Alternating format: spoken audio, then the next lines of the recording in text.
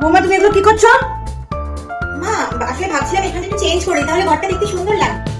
40 বছর আমি এই সংসারে এসেছি, আমি একটা জিনিস এখান থেকে ওখান করিনি। আর তুমি 2 মাস হয়নি এসছো, এখানকার জিনিস ওখান করতে শুরু করে দিয়েছো, এখন থেকে অধিকার ফলাতে শুরু করে দিয়েছো। এখানে কোনো জিনিস এখান থেকে এখানে হয় না, এটা তোমার বাপের বাড়ি নয়, এটা আমার বাড়ি। এখানে একটা জিনিস এখান থেকে ওখানে হয় না, বুঝেছো? আস্তে না আস্তেই মহারানী একদম নিজের ঘর ভেবে জিনিস এদিক ওদিক করতে শুরু করে দিয়েছে।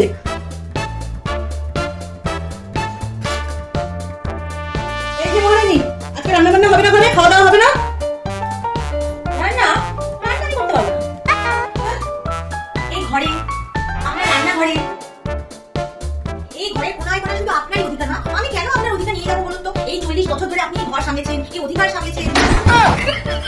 যদি আমি এখন রান্নাঘরে এসে এখানকার জিনিস ওখানে, ওখানকার জিনিস সেখানে করে দিই, আপনার কিছুটা ভালো লাগবে বলুন? ভালো লাগবে না, তাই না? তো আপনি এত বছর ধরে যখন ঘর সামলে এসেছেন, এখন আপনি সামলাবেন, আমি আর কিছুই করতে পারবো না। রান্নাটা আপনি করে দেন, ঠিক আছে?